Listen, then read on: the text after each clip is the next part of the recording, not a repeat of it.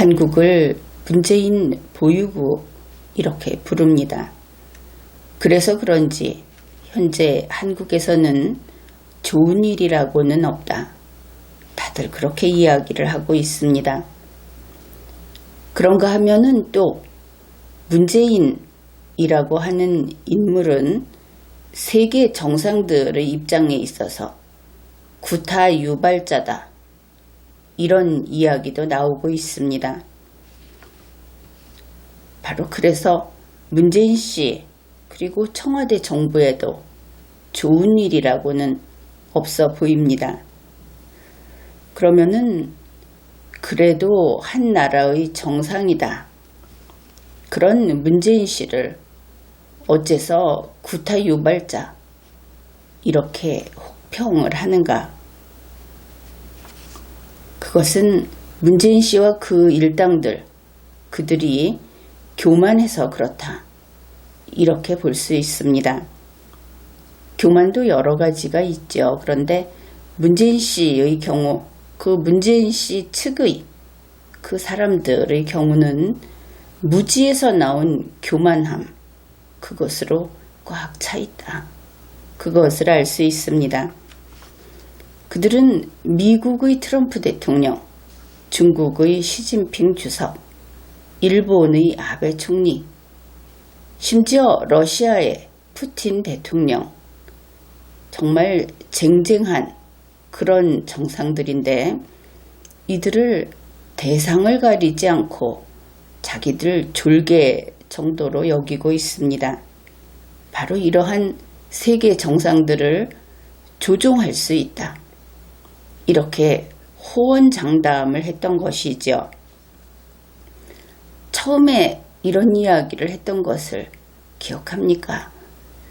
문재인 씨가 보궐 대통령이 됐을 때, 또 그 직전에 후보자였을 때 어디든 내가 가서 만나기만 하면 설득할 수 있다. 이런 이야기를 했죠. 그래서 문재인 씨는 스스로를 세계 대통령 혹은 세계 정상들, 세계 각국의 문제에 있어서 조종자를 자처하고 나섰습니다. 물론 구체적인 것은 북한 비핵화, 김정은이와의 관계였죠.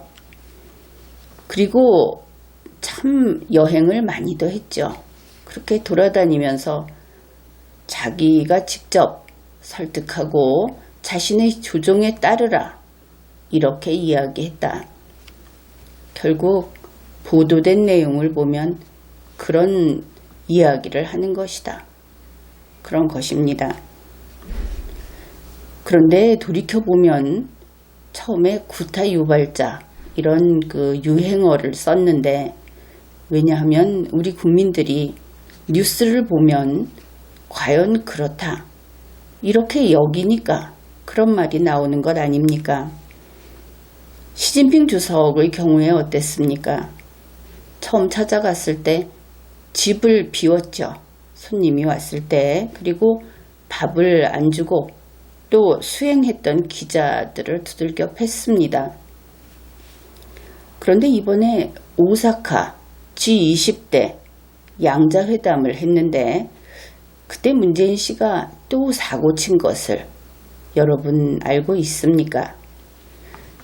이 내용은 중국 인민일보 거기에서 보도를 했고 그리고 중국에 가면 외교적 사항을 기록하는 그런 알려주는 홈페이지가 있습니다.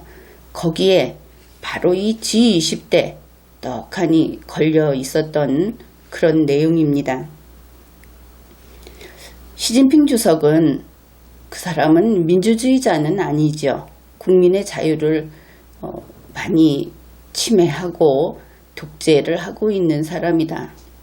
중국에는 종교의 자유가 확실히 보장되지 않는다. 왜냐하면 바로 전에 그 크리스마스 때 그런 뉴스가 세계에 다 알려져 버렸죠. 그런 사람이기는 하지만 그래도 문재인 씨하고 양자회담을 할 때 모두 발언을 했는데 아주 예의 바르게 발언을 했습니다. 어쩌면 그의 이미지에 비춰 봤을 때는 살짝 겸손한 편이다. 이렇게 볼 수 있을 정도 그랬습니다. 그런데 문재인 씨는 어떻게 이야기를 했는가? 이것이 그 중국에서 그대로 보도한 그 내용입니다. 일단은 이렇게 시작을 합니다. 짜이, 있을 제자를 씁니다. 나 아자를 씁니다. 그러면 이 한자를 그냥 설명을 하면은 어느 쪽이 좋을지 모르겠는데 어떻든 중국어로 먼저 이야기를 하죠. 짜이, 허라는 것은 영어의 with에 해당이 됩니다. 그 다음에 시진핑 주석 이렇게 나옵니다. 그러면은 어떻게 되냐면은 나 그리고 시진핑 주석이 이렇게 됩니다. 그 다음에 공동 일령하에 이게 이끌 인자에다가 두령 영자를 써서 영도 이렇게 보면 됩니다. 그러면은 맨 처음에 있던 있을 제자와 지금 이야기한 아래 하자가 이 문장을 쭉 묶어준다 이렇게 생각을 하면 됩니다. 그래서 이러이러한 것 아래에서 이렇게 해석을 하면 되죠. 그러면 문재인 씨가 이야기하는 겁니다. 그러니까 나 문재인과 시진핑 주석의 공동 영도 아래에서 이렇게 됩니다. 지금까지의 내용이. 그 다음에 한중 관계, 이것은 우리가 알고 있는 일반 한자하고 동일합니다. 한중 관계가 그 발전 추세, 한중 관계의 발전 추세가 그 다음에 런 기쁠 희자에다가 사람 인자를 썼습니다.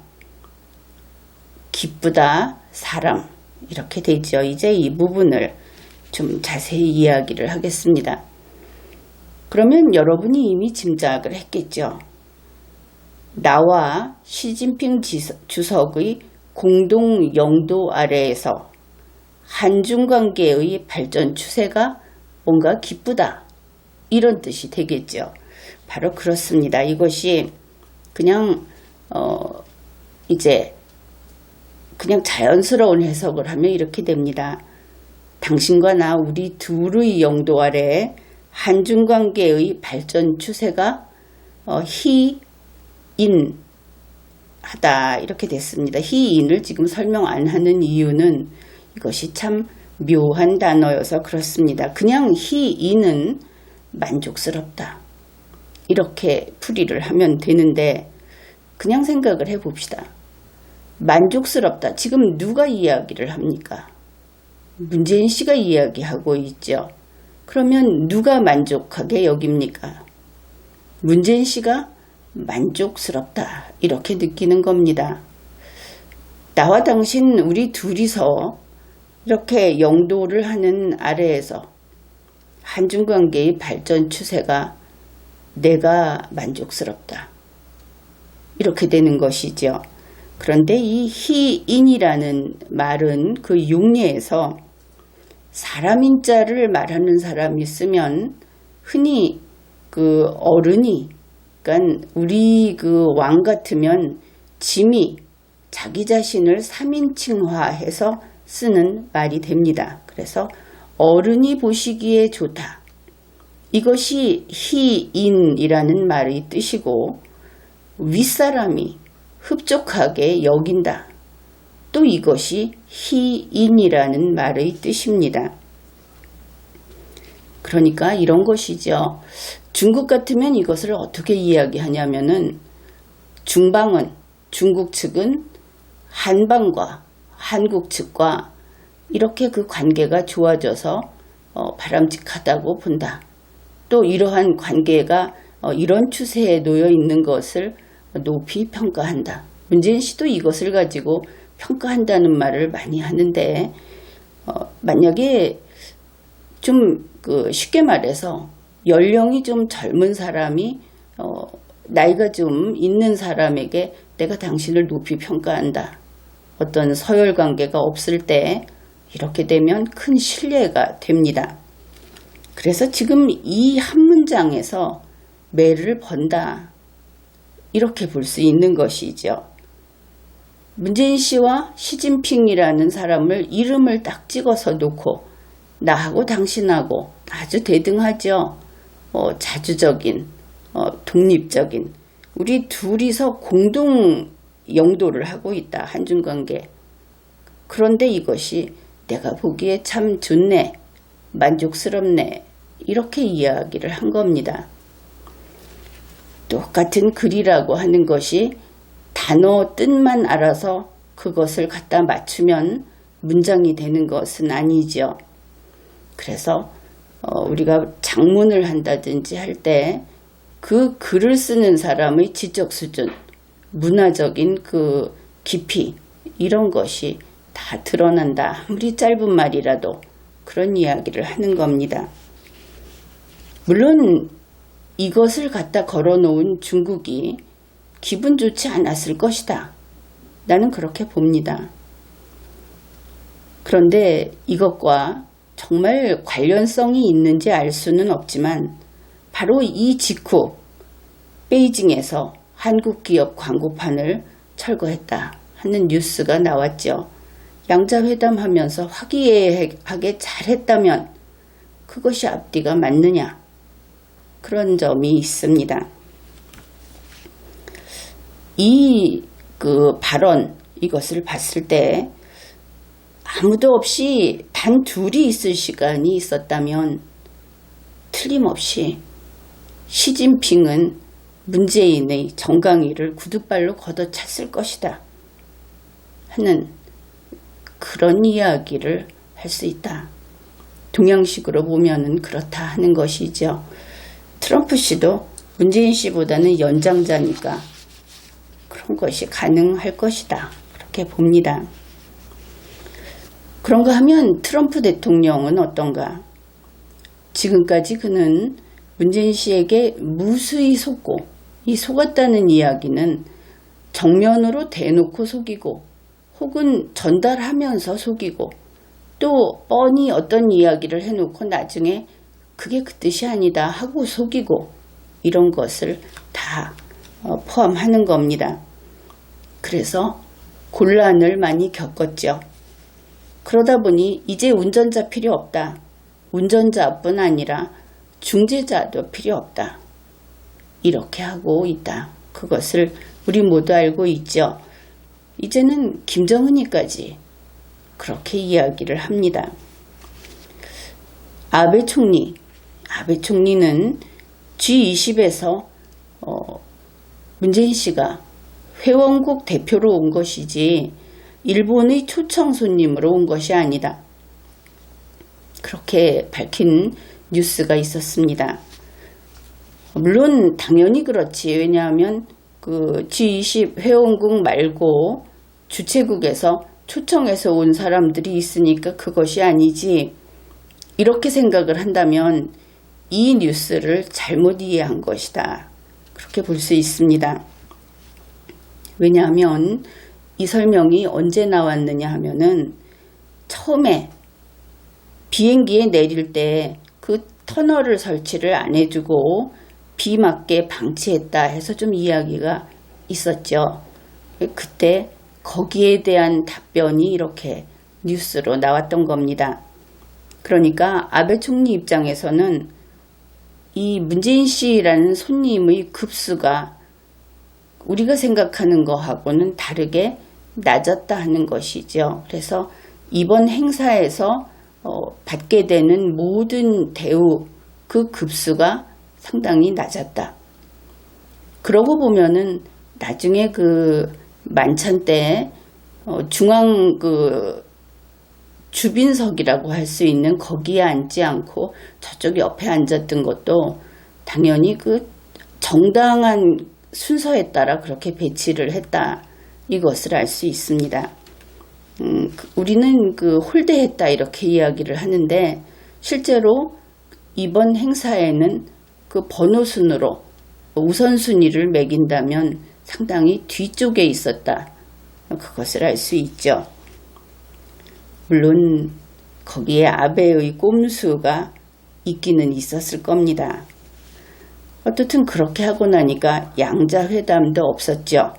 근데 그뿐 아니라 문재인 씨도 이번 행사에 아주 불성실한 태도를 보였습니다. G20하고 관련해서 문재인 씨가 가서 임무에 충실하지 않았다 해서 국내에서 말이 많았죠. 리걸마인드 연구소에서도 그 강의를 한 적이 있습니다. 그런데 청와대에서는 무슨 모임이 있었고 만남이 있었고 그래서 바빠서 못했다 이렇게 이야기를 하는데, 아베 총리는 이번 행사를 주관하면서 그리고 20회에 이르는 양자회담 내지 각종 회담을 하고 그리고 모든 행사에 참석을 했죠. 또 모든 행사에 참석을 했는지 아베 총리의 경우에 확인은 안 해봤습니다. 그런데 트럼프 대통령은 확실히 모든 행사에 참석을 했습니다. 그리고 여러 가지 회담을 해서 아마 한 10건 가까이 회담을 했죠. 문재인 씨는 회담 건수도 그렇게 많지 않고 그리고 본 행사 또 공식 행사 이런 데를 거의 참석을 안 했다. 그래서 그것을 가지고 대통령이 사라졌다 어쨌다 이런 이야기를 하기보다는 그냥 그렇게 할 능력이 없었다. 무능하다 이러면 또 비판한다 이렇게 받아들일 텐데 그것이 아니고 그냥 그 사람은 그런 것을 할 능력이 없는 사람이다. 이렇게 평가를 할 수 있겠습니다. 현재 세계 모두가 문재인 씨를 싫어한다. 왕따가 된 것이죠. 왜냐하면 G20에서도 여러분이 확인을 했을 텐데 안 와도 안 왔는지도 모릅니다. 그리고 또 먼저 가도 찾는 사람도 없죠. 국제관계가 원래 그렇기는 하지만 그래도 친한 척이라도 해야 하는데 그것도 안 하더라 하는 것이죠. 그런데 이렇게 정상이 왕따가 되면 어떤 문제가 생길까? 왕따의 경우에는 외교라는 것이 아예 불가능해집니다. 그러니 국가를 나서게 되면 그 다음부터 모든 것이 걸림돌이 된다 하는 것이죠. 일본과 우리 한국의 문제가 아주 격화된 7월 4일, 그러니 이런 국제 왕따가 된 우리 한국, 세계에서 우리 편을 들어줄 국가가 없습니다. 그런데 문재인 씨 그때 뭐 했습니까? 우리 잘 알고 있죠. 이렇게 이야기를 한 겁니다. 일본이 우리에게 이제 수출 규제를 하는 것이죠.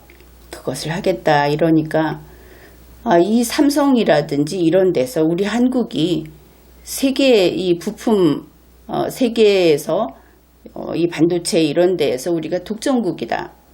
우리가 죽으면 미국, 중국, 일본 너희도 다 죽는다. 이렇게 이야기를 했습니다. 이것은 대서특필됐죠. 바로 벼랑 끝 전술을 써먹은 겁니다. 벼랑 끝 전술은 우리가 잘 알고 있는 용어입니다. 바로 북한의 간판 전술이고 문재인 씨는 이제 그것까지 남을 위협하는 것까지 북한 방식을 따라했다. 그것을 알 수 있죠. 그래서 한 가지는 문재인 씨가 왜 구타 유발자 소리를 듣는가 하는 것이 이 교만함, 사람이 숨이 턱 막히게 그리고 다시 꼴도 보기 싫게 하는 이 교만함이다. 그런 것이고 또 하나는 문재인 씨와 그 일당이 거짓말을 생활화하고 있다 하는 점입니다. 그 수단과 방법을 가리지 않고 거짓말을 한다. 그래서 이 거짓말을 하면서 상대를 요리하려고 한다. 그래 놓고는 그것이 뛰어난 재주인 줄, 수완인 줄 안다 하는 겁니다. 그런데 문재인 씨의 그 유명한 말이 있죠. 악마는 디테일에 있다. 선거 때부터 늘 사용하던 말인데 이것이 일반적으로 알려져 있는 디테일도 가볍게 봐서는 안 된다. 철저히 챙겨야 한다 하는 뜻이 아니고 디테일을 움직여서 세상을 손에 넣을 수 있다. 아주 정반대로 이 말이 작동하고 있다는 것을 우리가 문재인 씨와 그 일당을 보면서 계속 확인을 해왔습니다. 그런데 문제가 있죠. 이 디테일을 조작하는 악마는 참 괘씸하고 사악하기는 하지만 능력은 있어야 하는 겁니다. 그래야 아주 작은 것을 움직여서 큰 것을 제 손에 넣는 그런 결과를 거둘 수 있는 것이죠. 그런데 이렇게 디테일을 조작함으로써 승리하는 전법을 쓰던 악마가 노쇠해버린 겁니다. 머리가 안 움직이고 몸도 안 움직이고 이렇게 된 것이죠. 그러면 자기가 먼저 디테일을 잘못 봅니다. 조작은커녕 처음부터 잘못 보는 것이죠. 그러니 이제 그러한 악마짓도 못하게 돼버린 겁니다. 어떻게 보면 변호사라고 하는 그 직업에서 오는 직업병이 극심한 장애를 낳은 것이 아닌가. 그런 면이 상당히 많죠. 그래서 그런지 계속 문제가 생깁니다. 바로 이 거짓말의 생활화 이런 것을 통해서 신뢰관계를 모조리 무너뜨렸기 때문에 그런 것이죠. 이번에 한일 관계가 악화됐는데 이것은 단순한 통상 마찰 문제가 아닙니다. 통상 마찰이라는 것은 이것은 청와대에서도 그렇게 이야기를 했죠. 일본 이거 이상하다. 자기네가 돈을 더 벌기 위해서 그래서 이러한 규제를 하는 것이 아니고 지금 일본이 하는 것은 안 팔겠다. 돈 안 벌겠다. 이러고 있는 겁니다. 그렇지 않습니까? 상황이 상당히 다르죠. 다른 경우에는 어떠냐면은 우리 차를 팔기 위해서 다른 나라의 차에 관세를, 고관세를 매깁니다. 우리 차가 다른 나라 차보다 경쟁력을 갖게 하기 위해서 돈을 뒤에서 대줍니다. 세금을 깎아주고 지원을 해주고 여러 가지 편의를 봄으로써 실제로 돈을 대줘서 경쟁력을 높이는 것과 같은 그런 일들을 정부가 하고 있죠. 그런데 그것은 우리 차를 팔겠다 하는 것입니다. 바로 그런 면에서 덤핑을 규제한다든지 또 더 팔겠다고 하면서 우리가 흔히 이야기하는 불공정한 그런 무역이 발생하게 되는 겁니다. 그런데 이번 일본은 어떻습니까? 모든 게 뒤집혀 있죠. 여기에 우리 정부가 제대로 대처를 하지 못하고 있고 우리 국민도 그것을 이상하게 잘못 알고 있는 겁니다. 자, 일본이 안 팔겠다 하는 것이죠. 그런데 우리나라에서는 네가 안 팔겠다고 하는 것은 우리한테 해를 끼치기 위해서 하필이면 이 반도체 그 재료를 콕 집어서 1, 2, 3일을 안 팔겠다고 하는 거 아니냐. 이게 말이 이상하지 않습니까? 팔아야 하는 겁니까? 그렇죠. 일본이 만일 자연재해가 심해서 모든 게 올스톱 됐습니다. 그래 안 팔면 한번 그 경우에 생각을 해보십시오. 국가라는 것은 할 수 없어서 할 수 없기도 하지만 하지 않으려고 해서 하지 않기도 합니다. 둘은 똑같은 겁니다. 우리가 일본에게 반드시 팔아야 한다 이렇게 말할 수 없는 것인데 지금 아주 우스운 상황이 벌어지고 있는 겁니다. 일본이 교묘하기는 교묘한 것이죠. 그래서 그들이 분명히 이것은 수출 금지, 금수 조치가 아니다. 맞는 말입니다. 또 보복이 아니다. 또 자유무역 그 원칙을 깬 것이 아니다. 다 맞는 이야기입니다.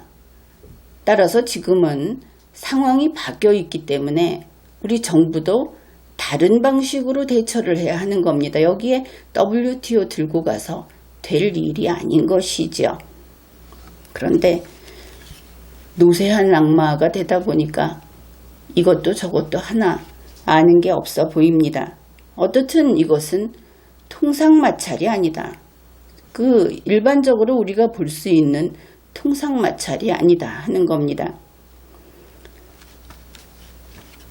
한국의 문재인 씨가 이제 시작이 이런 것이죠. 1945년 이전의 과거사, 지금 과거사가 다 그때 일들이죠. 실제로는 그것을 사죄하라 이렇게 요구를 했습니다. 그러면 이것을 어떻게 표현할 수 있는가? 위안부 문제를 가지고 일본을 송곳으로 푹 찌른 겁니다. 일본이 얼마나 아파했습니까? 유엔에서도 그렇고 세계 곳곳에서 이 소녀상 이것을 가지고 영어로 번역해서 일본군 성노예 이런 이름을 붙여가지고 홍보물도 보내고 했습니다. 일본은 죽을 듯이 아파했죠. 그런데 문재인 씨 뭐라고 했냐면은 아직 끝이 아니다. 봐서 또 찌르겠다. 이렇게 한 겁니다. 참 아프겠네 하고 걱정은 해주지요. 그런데 자기 손으로 찌르면서 너는 그 찔리는 고통을 계속 겪어야 돼. 언제까지? 모르지. 이렇게 이야기를 한 겁니다. 그리고 나서 또 징용공 문제로 일본을 송곳으로 푹 찔렀습니다. 그런데 이것은 이제 한 번 지나고 두 번째가 되다 보니까 이번에는 일본이 분노한 것이죠. 그런가 하면 일본과의 이 협의 그것이 어째서 막혀버렸는가. 문재인 씨가 보궐 대통령 되고 나서는 정상적인 양자 협의는 없었습니다. 아예 그냥 문 닫아버린 것이죠. 그리고 때리기는 계속 때렸습니다. 2019년 1월에 일본에서 만나서 협의하자고 했는데 한국이 무시했습니다. 일본에 대해서 원한이 있는 국민들, 그들은 아주 통쾌했을 겁니다. 그 다음에 2019년 5월에 일본에서 중재위를 구성하자고 했는데 한국은 역시 무시했습니다. 그리고 나서 이제 6월 말이 지나고 7월 들어서서 무역관리라는 것을 하면서 일본 기업의 규제를 강화했습니다. 일본이 일본 기업에게 일본 법을 지키라. 법을 제대로 시행하겠다. 그렇게 한 것입니다. 일본의 일들이죠. 그런데 이제 이렇게 되고 나니까 한국에서 일본이 우리를 송곳으로 찔렀다고 주장을 합니다. 그러면서 WTO 이사회로 달려간 것이죠. 지금은 또 WTO 제소도 하겠다고 하죠. 일본이 일본 기업을 때렸는데 한국을 때렸다고 주장을 하는 겁니다. 이거 입증 쉽겠습니까? 그리고 7월이 돼서 한국 정부의 신뢰가 완전히 무너졌다. 일본이 그런 이야기를 합니다. 그러면서 이제 그 신뢰를 바탕으로 우대 조치를 해왔던 화이트리스트에서 배제하겠다. 물론 지금은 좀 더 나갔죠. ICJ에 제소하겠다는 얘기까지 나왔습니다. 그런데 한국 정부의 신뢰가 무너졌다. 이거에 대해서 문재인 씨 그리고 청와대 정부는 정말 조금 더 이해를 못하고 있는 것을 알 수 있습니다. 뭐가 신뢰가 무너졌다는 거냐? 왜 이들은 이것을 이해를 못하고 있을까? 우선 가까운 예를 한번 찾아보기로 합시다. 7월 12일에 한국에서 과장 2명이 가서 일본의 과장 2명하고 회의를 한 적이 있죠. 그냥 그것만 갖고 이야기를 해봅시다. 맨 처음에 이것은 설명회라고 했습니다. 일본에서 하는 설명회다. 일본이 거짓말을 하고 우리 그 공무원들이 옳은 말을 하는 것일 수도 있습니다. 그러나 우리는 말은 눈으로 확인할 수 없으니까 그 현장을 볼 수밖에 없죠. 현장을 보면 우리가 아는 한자로 설명회라고 쓰여 있습니다. 그러면 설명회인 것이죠.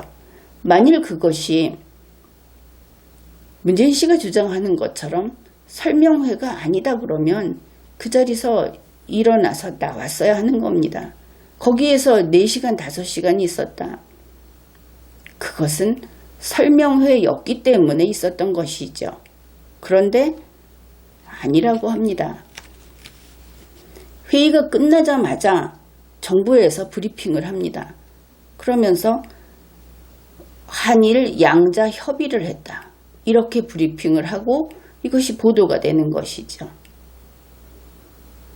이것이 국가가 아니고 개인 간의 일이라면 이 정도 되면 정말 손 올라갑니다. 그렇지 않습니까? 한 번 말을 했으면 그 말을 지켜야 되고 한 번 서명을 했으면 그거 내가 서명했다 하고 책임을 져야 합니다. 그런데 가서 긴 시간 하고 서로 확인하고 그렇게 해서 돌아온 다음에는 거기다 벽에다가 설명회라고 붙여놓고 돌아와서는 양자협의다. 뭐 대통령이 그러니까 그냥 가서 좀 만나면은 회담했다 이러니까 이게 국가입니까? 그 다음에 또 나중에 그들이 일본을 떠나기도 전에 공항에서 기자회견을 해가지고 이번 그 세계 품목에 대해서 먼저 우대를 철회했죠. 우대에서 배제를 했습니다. 이 목록에 대해서. 근데 그것을 철회 요청을 했다. 이렇게 기자회견을 했죠. 그래서 어떻게 된 거냐. 일본은 철회 요청 없었다. 이것 때문에 일본에서 기자회견도 하고 공무원이 이런 일로 기자회견한 것은 처음이라고 그러죠. 이번 이 사안으로. 그리고 2번, 3번 반복했습니다. 회의록을 다 뒤져봤는데 없었다. 이러니까 한국에서 그 다음날 또 찾아봐라. 그리고 나서 나온 이야기가 뭡니까? 한국에서 우리 요청했는데 철회 요청한 것은 아니고 원상회복 요청했다. 원상회복은 4글자고 철회는 2글자입니다. 다른 것 아닙니까? 물론 이 법적 성격이 어떻게 다른가 하는 것은 지난 리걸마인드 연구소 강의에서 이야기를 했습니다. 이것이 문제인 겁니다. 처음부터 우리가 원상회복이라고 한 것은 철회라는 말을 할 상황도 안 되고 철회도 요구할 수 없었지만 우리가 원상회복이라고 한 것은 그 뜻이다. 이렇게 구체적으로 이야기를 하고 자리를 떴어야 하는 겁니다. 회의록에 기재가 됐어야 하는 것이죠. 그런데 회의록에 남기지 않고 나와서 사실은 그런 마음으로 한 것이다. 또 우리 정부가 더 가관인 것은 원상회복이 철회보다 강한 것이라고. 아니 왜들 이렇게 무식한 겁니까? 최근에 그 조국 씨가 보상과 배상을 이야기할 때도 참 어이가 없는데 조국 씨 이야기에 여러분들이 그걸 어떻게 받아들이는지 모르겠는데 일단 법적으로 말도 안 되는 소리를 한 겁니다. 틀린 이야기를 한 것이죠. 물론 세상에 보상과 배상은 있습니다. 그러나 한 가지 사안에 대해서 보상과 배상을 동시에 할 수 있다고 지금 주장하는 겁니다. 물론 시간차를 두고 있지만 그런 일은 안 되는 겁니다. 지금 철회와 원상회복을 똑같이 이야기를 하고 있죠. 도대체 이 정부가 왜 이러는 것인가? 한마디로 삼류도 아니고 아예 뭘 모른다. 혹시 문맹이냐? 여기까지 가는 겁니다. 그러나 일본은 그 이야기는 안 하겠죠. 이것을 지금 바라보고 있는 관전자들, 세계 각국도 그런 말까지는 안 합니다. 그런데 뭐라고 하느냐. 저 한국, 한 입으로 두 말 하는 국가다. 그런 정부다. 맞죠? 한 입으로 두 말 했습니다. 그 다음에 이것은 이제 국내 뉴스에선 별로 다루지 않은 내용입니다. 이 과장들의 만남, 이 설명회에서 왜 일본이 먼저 발악했는지 문재인 씨도 모르고 청와대 정부도 모르고 있겠죠. 그것을 이번에 알려주겠습니다. 일본이 발악했던 것은 바로 보도하지 않기로 했던 것을 한국이 공개 발표했다 하는 겁니다. 그 전에 무슨 이야기를 했든지 그 브리핑, 우리 한국 브리핑을 보면 오히려 죄 지은 게 일본 같죠.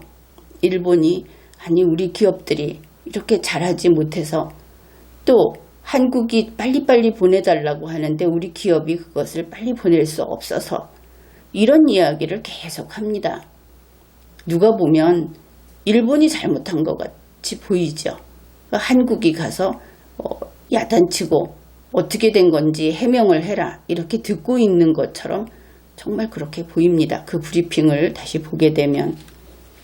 그런데 브리핑 안에서 이미 밝혔습니다. 긴 시간, 4시간인가 5시간인가 그걸 하고 나서 마지막에 다시 시간이 많이 걸렸다. 왜냐하면 어디까지 공개할 것인지, 어디까지 밖에 내보내도 되는 것인지 이렇게 의논을 하고 헤어졌다고 했는데 나오자마자 그냥 다 자기들이 필요한 무엇인가를 내놨겠죠.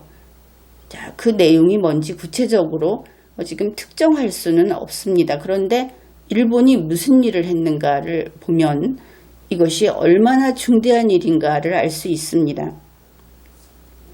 이 과장회의를 하고 나서 한국이 보도하지 않기로 한 것을, 이 약속을 깨버렸다는 것 때문에 한국 대사관 측에 항의를 합니다. 일본 정부가. 아마 문재인 씨는 이거 알고 있을 겁니다. 그때 바로 항의를 했습니다. 그 다음에 여기에 대해서 기자회견을 한 겁니다. 순서가 이렇게 된 것이죠. 가장 신뢰를 깨버린 일은 보도하지 않기로 한 것을 공개했다. 또 이것을 일본도 다시 밝힙니다. 이것이 중요하다. 그래서 이제는 한국 정부에 대한 신뢰는 완전히 무너졌다. 이렇게 밝혔습니다. 가장 최근에 있었던 그 회의에서 벌써 1, 2, 3단계 신뢰할 수 없는 정부라고 하는 것이 이제 양국의 언론을 통해서 양국의 브리핑을 통해서 온 세계에 그냥 입증이 돼버렸습니다. 무엇인가 하면은 한국 정부는 거짓말을 하고 약속을 지키지 않는다. 이것을 일본이 7월 현재 시점으로 전 세계에 공개 증명을 하는데 성공했다. 그래서 이 한일 관계, 지금 분쟁이 일어난 상태인 한일 관계에서 한국 정부의 가장 뼈아픈 실패는 이번에 가서 이렇게 속을 다 드러내버리고 말았다 하는 부분입니다. 자, 문재인 씨는 이렇게 인식을 하겠죠. 이런 겁니다. 내가 한 번 2초 동안 송곳을 찔렀다. 또 한 번 2초 동안 송곳으로 찔렀다. 이제 2번 찔렀다. 그렇게 생각을 하는 것이죠. 그 다음에 일본과의 문제는 박정희 대통령 그리고 박근혜 대통령이 일본과 했던 합의를 내가 보기 좋게 깨부셨다. 그래서 문재인 씨는 어떤 입장이냐 하면은 박정희, 박근혜 두 사람을 쳤다고 생각을 합니다. 그러면은 일본은 어떤가? 일본은 박정희 대통령도 한국 대통령이고 박근혜 대통령도 한국 대통령이고 문재인 대통령도 한국 대통령이다 이렇게 봅니다. 한국이 일본을 쳤다. 한국이 일본과의 약속을 깼다. 간단하죠. 이번에 일본에서 이렇게 밝혔습니다. 한국이 한 행위는 2차 세계대전 이후에 국제법 질서를 교란시킨 그런 행위다. 그리고 결국 이게 무슨 뜻이냐 하면은 이들은 이번에 이 다툼, 문재인 씨가 포기하지 않는 과거사 다툼이라고 하는 것이 한국과 일본 관계 자체를 거부하는 것으로, 문재인 씨는 이렇게 이야기하죠. 과거사는 과거사대로 진행시키고 미래를 향해서 갈 때는 다시 동맹으로서, 친구로서 미래를 향해 가자. 물론 최근에는 이것도 또 깨뜨리고는 있습니다. 그런데 그런 일이 있을 수 있겠습니까? 근데 일본은 아주 단순 명쾌하게 정리를 하는 겁니다. 그런데 세계가 다 이런 시각이다 하는 것을 알아야 하는 것이죠. 일본은 합의를 깨뜨리는 것은 한일 수교 그 몇십 년 역사의 뿌리를 자르자는 것이다. 선택해라. 그래 자르자. 이러고 나오고 있습니다. 신뢰가 무너졌다는 것은 바로 이런 뜻이다 하는 겁니다. 따라서 현재 일본과 우리의 다툼을 국민들이 무슨 불매운동이니 반일이니 이러고 있는데 그렇게 갈 일이 아닌 겁니다. 이것은 국민 대 국민으로 싸울 겁니까? 일본에 전쟁 선포할 겁니까? 그것이 아니죠. 이것은 아주 어리석은 싸움입니다. 무엇보다도 능력 없는 정부가, 그리고 공무수행할 능력이 없는 문재인 씨가 이를 이 지경으로 만든 겁니다. 그것은 통상마찰이 아니고 그것보다는 좀 더 저 밑에 있는 근간을 건드리는 이런 위기 상황이다. 이것을 제대로 인식해야 하겠습니다. 문재인 씨는 송곳으로 찌른다고 이야기하는데 일본은 뿌리가 잘린다고 이야기하는 겁니다. 당하는 사람이 뿌리가 잘린다. 내가 지금 곧 죽을 것이다. 그런데 문재인 씨는 그저 너는 좀 찔려도 돼. 나는 단지 찌를 뿐이지 죽이는 것이 아니야. 이러고 있다 하는 것이죠. 이것은 우리 국민이 이 사태는 좀 막아야 합니다. 동북아에서 한국이 점이 돼버릴 수 있는 그런 위기다 하는 것이죠. 지금까지 이렇게 이야기를 했는데 여러분은 얼마나 이해를 했는지 모르겠습니다. 그런데 참 딱한 일은 문재인 씨가 신뢰관계라는 것, 이 의미 자체를 전혀 이해 못한다 하는 겁니다. 그러니 문제 해결은 불가능하겠죠. 모르니까, 뭘 잘못했는지 혹은 뭘 해야 하는지 아예 모르니까. 그러니 조국 같은 사람이 나서서 또 자기도 문재인을 흔드는 겁니다. 자기가 그렇게 이야기하면 문재인 죽을 줄 모르고 하는 것인지, 알고도 이제는 갈아타려고 하는 것인지. 그래서 지금 말도 아닙니다. 대한민국에서 일어나고 있는 일이 이것이 정부인지, 이것이 국제관계에서 과연 한쪽 당사자로서 일을 처리할 능력이 있는 것인지 아주 심각한 상황입니다. 지금까지 리걸마인드 연구소였습니다.